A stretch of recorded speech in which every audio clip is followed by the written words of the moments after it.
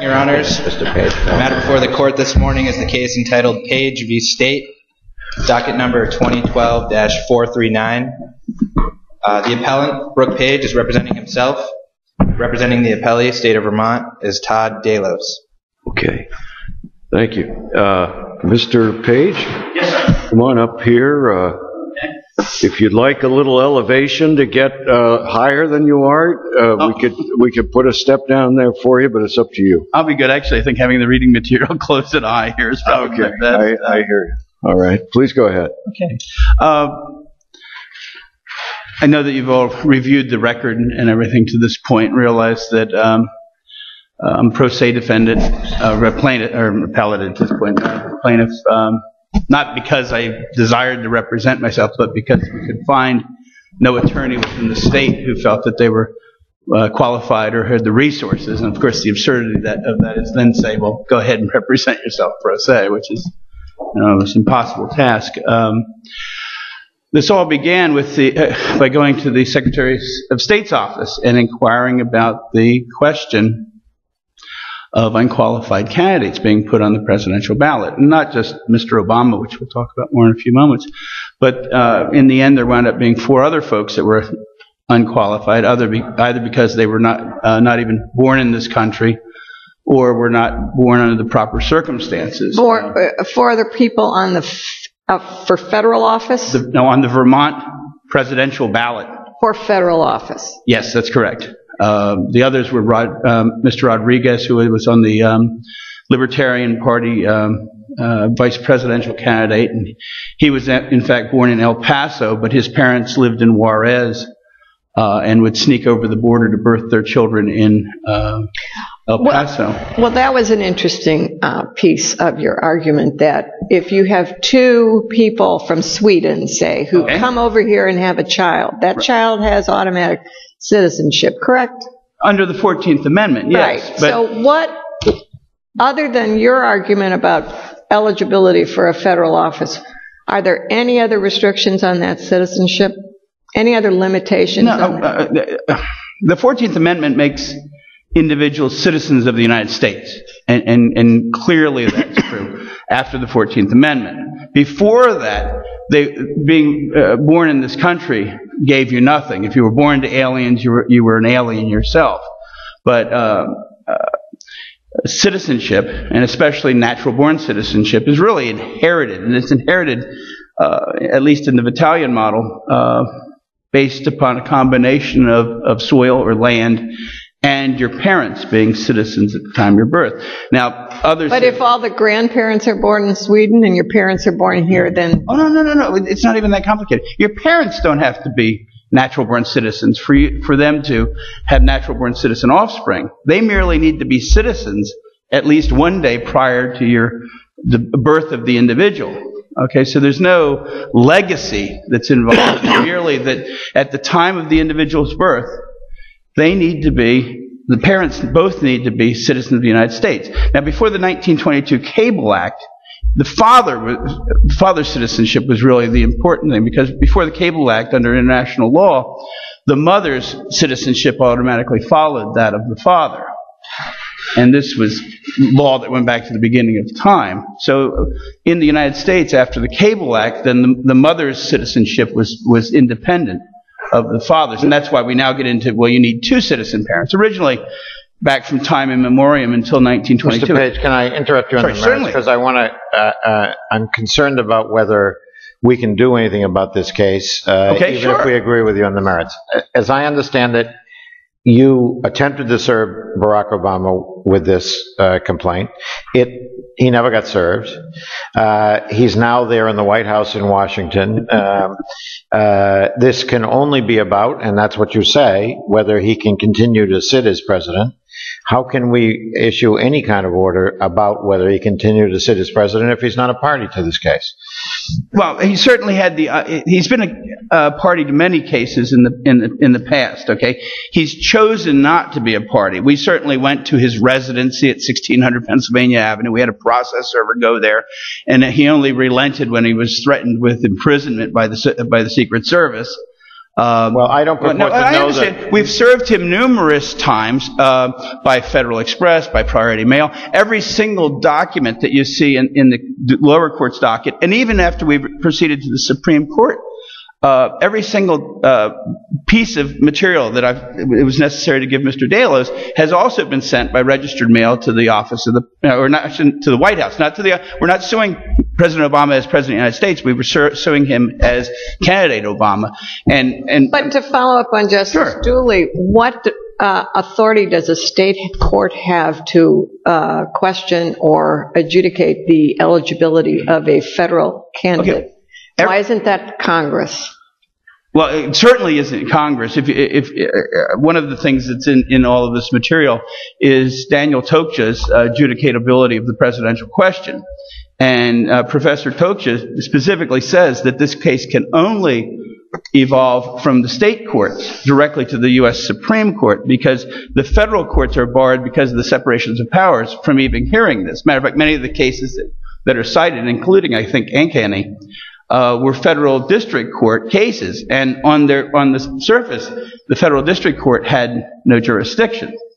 But the state courts, because there's no separation of power issue between the state courts and the office of the President of the United States or the election process, this problem doesn't exist. More importantly, I'm only asking you for those things that you can provide me. All of these other cases that you'll read about, and they're generally called birther cases, ask for far-reaching things. Well, what are you asking for at this point? I'm asking for several things at this point. First of all, Judge Bent said that I had no standing and he had no jurisdiction nor venue. And I think all of that by looking at Title 17, Section 2603 and Section 2617. 2603 gives me standing to contest an election. And 2617 gives the Superior Court the jurisdiction, and since it's a statewide or national question, the Washington County's Superior Court had the venue. But Judge Bent's decision was anchored on the fact that you set forth no personal harm or wrong or injury. Well, I think it's patently absurd to say that having an unqualified individual sit at the President of the United States does mean no injury. In the lower court, I think I opined at one point that my injury is the same as being one of the passengers on a doomed airliner. Okay. Can I? Sure, I'm sorry. Let me interrupt you. Can I ask you a question? Put this in some context. Have you, on the basis that you're suggesting that the former candidate Obama is disqualified from holding this office, have you made an evaluation of other sitting members of Congress or any state legislatures that would similarly be disqualified on the basis that you're suggesting? Almost certainly. I think. How many? Can you give me an idea? Well, currently, the Republicans are talking about at least 4 of their candidates in the upcoming election in 2016. Are not qualified? Are not qualified. And I can review them for you very specifically. Mr. Cruz, Ted Cruz. No, you don't need to name them. I'm just interested in the numbers. Yeah. In the past, there's been, and also this is not the first time this has ever been there's been contention. The earliest one would be C.A. Arthur, who was born in this state, regardless of what others say, and his debility, which he was able to successfully keep secret until long after his death, was his father never naturalized to become a U.S. citizen until Chester was living in Upper New York State and was 14 years old. Vice presidential... Because the argument about Arthur, even stronger, was that he really wasn't even born here. His father was itinerant and mostly in Canada, and he was born there. But Arthur, understand, in a stroke of brilliance, kept... Hinman, I think, was the fellow that was really chasing this down at that time. Arthur kept the focus over on Fairfield, because he knew what his debility was. And so, like Obama kept the attention over on Kenya or Hawaii or what was this, he was able to distract, although it was certainly public knowledge, that his father was a Kenyan citizen at the time of his birth. In fact, was itinerant himself. He was only there going to the University of Hawaii. Shortly after Obama's birth, he goes on to New York State and goes to Harvard. And then once he's gotten his degree from Harvard, goes back to his 3 wives that he already had in Kenya. But so Obama, like C.A. Arthur, keeps the attention over on place of birth. Now, I'm quite certain at this point, given that the state of Hawaii has provided us with a notarized and certified birth certificate, that he was born in Hawaii. His debility is not whether he was born here. Certainly he is a citizen of the United States under the 14th Amendment. He just fails to be a natural-born citizen. How do you, assuming you prevail here, okay. What do you get out of the judgment here? Is it your strategy to go to states with electoral votes and somehow nullify the electoral votes? No. At this point in time, I'm trying to prevent, as best I can, future harm. By whom? See, the Secretary... Or from whom? The Secretary of State in this state, okay, only has a ministerial relationship to the election. And this is, I found all this out from Mrs. Scheel, who at the time was the director of elections. As a matter of fact, when I showed up there that day, she told me the exact process that I had to go through, that I had to go to the Superior Court, that, she told me what law was involved in this, that her office only could, operate the mechanics of the election. They could make no decisions. And this, I was told because it was a statewide issue, I had to go to the Superior Court. And she said I had to sue the Secretary of State. Now, Mr. Delos makes it sound like, oh, I'm some bad guy suing the Secretary of State. This is what I was told to do. And matter of fact, this is part of my confusion. But I'm trying to figure out to what end. Okay. If this court were to say, first of all, that I had standing and resolve that for future courts. 2, that in the presidential question, that the Superior Court of Washington County has the jurisdiction and the venue. Those questions are now finally off the board. And the third thing you can bring to me is by a review of the historic facts involved, and don't pay attention to these birther cases, which are just sheer flights of fancy, but go back there's a term, de novo, I've forgotten the third word of it, which means to go back and look at the facts once more with a fresh view on it. That if you go back and look at the underlying material and come to the conclusion that that's where I'm troubled by your failure to serve the president and him failure to be here. I used President Barack Obama. And let's make this clear. He is the de facto president. He's just not the So because we have a one-sided presentation by you, Mr. Delios now has no particular interest one way or the other because the question of the election is gone, and we don't have the side of Barack Obama on this question that you're raising of whether he's consistent with the Constitution. I think a review of the record would find that Mr. Delos has most adequately represented Mr. Obama's interest. Now, whether that was his place to do or not. I don't think he'd claim he was the representative of Mr. He doesn't want to now because he wanted the question. But certainly he has argued voraciously on Mr. Obama's behalf. And based upon the underlying record, I suspect that he's at the very worst discussion, a closet Democrat, because he was certainly more than willing to reveal that I was a Republican in the record, which I have never revealed until this moment on the record. It happens to be true, but it's irrelevant because I'm no friend of the Republicans at this point because Mr. Cruz of Texas, Mr.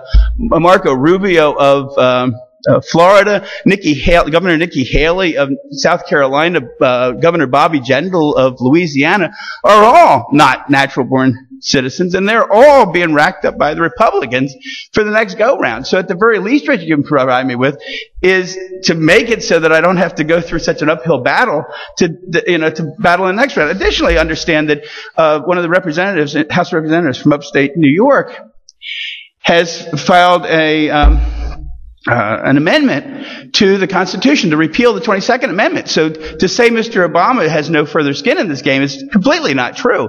His minions are working judiciously to try to have the 22nd Amendment repealed. But that'll take care of itself. What concerns me is... It'll take care of itself that if he's able to run again, we still come back here again in the future. So there's certainly no mootness to this at all, Well, I guess I have yet to be convinced. I mean, even before, it seemed like I understand the point you're trying to make here, and if you make the point, it doesn't count for anything unless we have a similar candidate run the next time, which we might not. Oh, I think that probability, I'd be willing to put a generous wager on the fact with good odds. But I mean, this will happen again. I mean, and we really need to sort this out. Now, I mean, the Constitution of the United States, okay, is flexible, but it's flexible through amendment. And matter of fact, in the past 10 years, since people started to eye up Mr. Obama, I think there have been 7 or 8 attempts to change the natural-born citizen laws. They have all failed. But there was a strenuous effort to try to get it so that it's just 35 years of age and 14 years of residency, and to eliminate the natural-born citizen. When you started this case, yes. Was it in the nomination process at the time?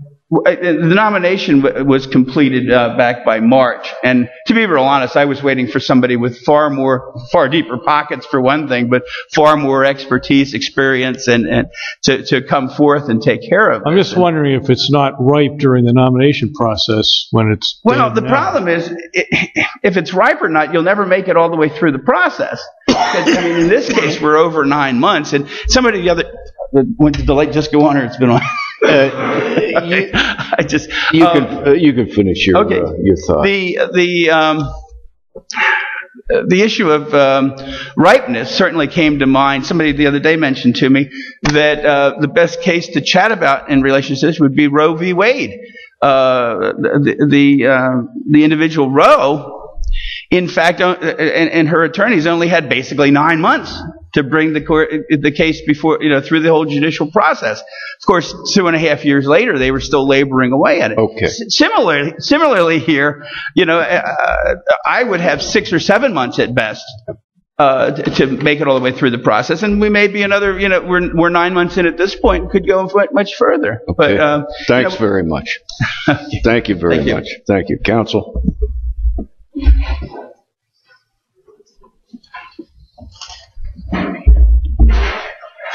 Good morning, Your Honors. May it please the Court. Todd Delos representing the State of Vermont and the Secretary of State. And I take it not Barack Obama. Not Barack Obama, Your Honor. Do you understand right that there was or was not service? I wasn't clear from the answer of Mr. Paige on that he said he went through various means of service and he accomplished those. Do you understand there was service under the law? There was not service under the law, Your Honor. And in fact, as early as September 12th, the trial court judge in this case filed an entry order suggesting that service on the President was going to be a significant challenge for Mr. Page. Ultimately, service was not accomplished as Mr. Can it be done? I don't know anything about this. Can the President just say, I'm sorry, I would never appear in response to a suit in the Vermont courts? I wouldn't know how the President would respond personally. I know that presidents have been sued in the past, that Mr. Obama was sued in similar suits. I mean, this is one of 200 different legal actions challenging the President's qualifications to hold office based on his birth. This is not a novel claim, and it is not a particularly distinct claim, though Mr. Page points to sections of Vermont law where he suggests he can obtain standing, contrary to most plaintiffs in actions of this sort. That reliance is misplaced. Well, he says this is not a birther claim, and these other claims I assume that you're referring to would fit more neatly into that box. But what's the difference? I don't understand what the difference would be. I wouldn't claim to be a birther, Your Honor, so I couldn't parse the language exactly. But what I would suggest is that a birther claims that Mr. Obama was not born on U.S. soil, and a natural-born citizen, I'm not quite sure what the short phrase for that is, but Mr. Page's argument is that there is an archaic definition used by a Swiss writer in the mid-1700s that suggested that a citizen had to have both parents be that in order to be a natural-born citizen, an individual's parents both had to be citizens at the time. So out of that 200, is there some number of those that fit into this second category? I have to admit that the last I checked, I got 3 pages here that are natural-born citizen suits. Okay. So I'd say it's roughly 50. Yep. And they're not necessarily separate. I think there are probably suits where both. And they're somewhere in the process, or they've been dismissed. I don't recall in the briefing that we were directed to any of this particular litigation. I mean, we were directed generally on the case, but not to this. So what has happened to these 50 cases or so? When last I checked, Your Honor, I believe as of April 3rd, 201 had been dismissed and 207 were still in process. So, 207 had been filed, 201 had been dismissed, and 6, I believe, including this one, were still in process. Were any dismissed for lack of service? The argument was raised, and in certain instances, I believe there's a case out of Washington in late August of last year, right around the time Mr. Paige filed this suit, that the court relied on that, among other things. And I'm sorry, you probably said this, but these are all cases filed in state courts, right? Various different tribunals. It's not solely including state court. some federal, some administrative bodies. It depends on the state law and where the plaintiff chose to file. So are there any thoroughly reasoned standing decisions out there? Several. Many of them most of them are in federal court. Hollander versus McCain originally out of the District Court of New Hampshire is a fairly well-reasoned case. But the trial court judge does a good job of pointing to several of them. Berg versus Obama is another. Those all deal with federal questions of standing, and largely this court has found the same standards of standing, and in fact has adopted in Parker federal standing. Mr. Paige also raises the point of Title 17, Section 2603, providing him standing. The trial court pointed out that the specific provision that Mr. Paige is relying on, subsection B, Section 3, which suggests that a contest of an election can be filed for any other reason, claiming the result of the election is not valid. Mr. Paige would argue that means you can file anyone who voted, any voter, can file any claim of any sort challenging any election in the state. And I believe that draws that statute far too broadly. Not only is election a defined term within Title 17, 2103 of Title 17. Who in your view would have standing for this kind of question? Make it less global, make it just a state representative whose the allegation is lives outside the district and living in the district is a requirement. Who would have standing for this kind of case? Well, that particular hypothetical is difficult because Vermont's Constitution specifically grants the General Assembly or the House of Representatives the authority to determine the qualifications of any member, and therefore this court has held that the case is called Kennedy, that in fact this court doesn't have. So it's your client, Mr. Kondo. And there's some technical, he's really a resident of Florida. So I know there was some allegation of that, I think, with respect to the auditor accounts at one point. I'm just making it up just to understand who would have standing. But if I was a candidate and I thought my opponent didn't have meet the eligibility requirements under the state law for whatever state office I was running for, I'd have standing, wouldn't I? Certainly it has been suggested in the federal cases that the candidate's challenger would have standing, potentially under a theory of competitive disadvantage. I wouldn't know exactly how this court would rule on that, but I would imagine following the federal precedent as this court has in the past for Article III standing, that would follow. And you said that's Kennedy? Kennedy is the case involving the House of Representatives. That was a specific challenge about, I believe, a vote. So back on the standing, so the only one you can point me to is an opponent as a possibility for standing, and even there, that's just a possibility. Well, actually, how about the opposing political party? I think as challenging the eligibility of a candidate from the other party, another party. I think it would depend on the specific allegation and whether there were constitutional rights involved. Specific to this case, the difficulty is Mr. Paige is attempting to gain standing either as a general voter, claiming that his injury, well, it's not entirely clear to me exactly what his injury is, but wait a minute though. Why isn't that a legitimate basis as an ordinary voter? Why wouldn't a voter have a right to challenge standing in order to make sure that the exercise of the prerogative to vote is is meaningful, has some meaningful result.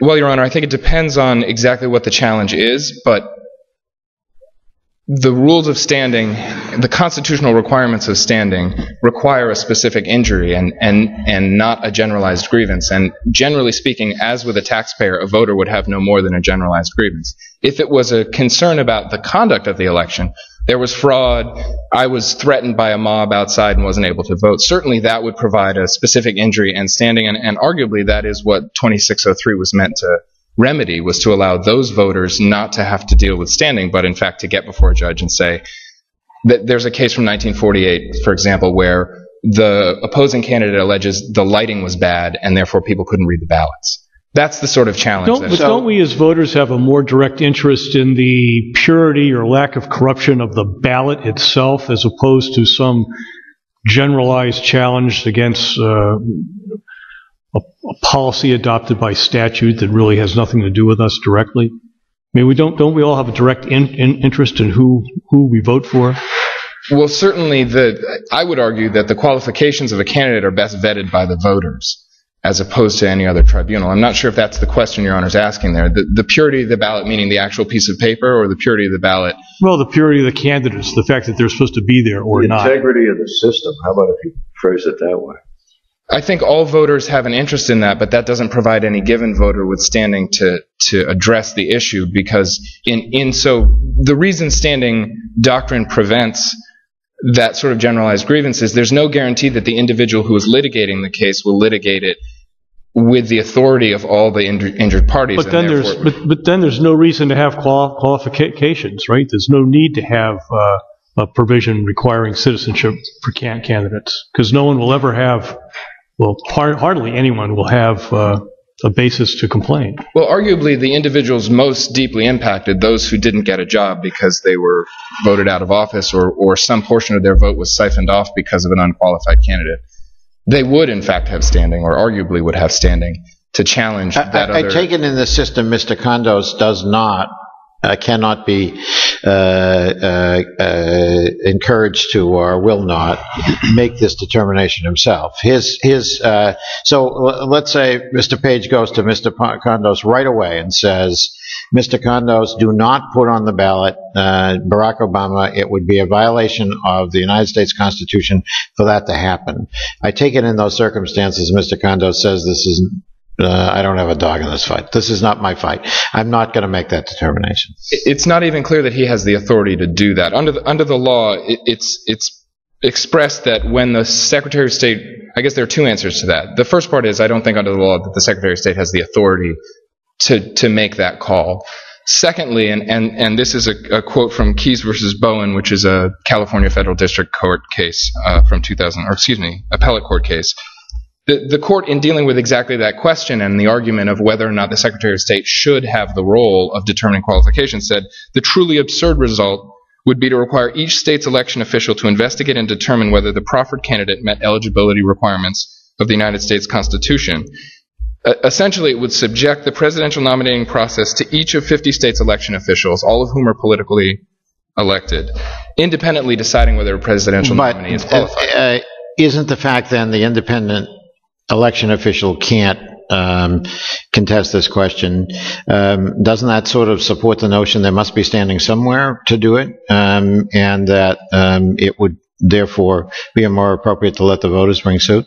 Because in the normal circumstance, of course, you would say about standing, well, there's a independent elected official, there is a appointed official, there is an official who looks at this question, decides it one way or the other.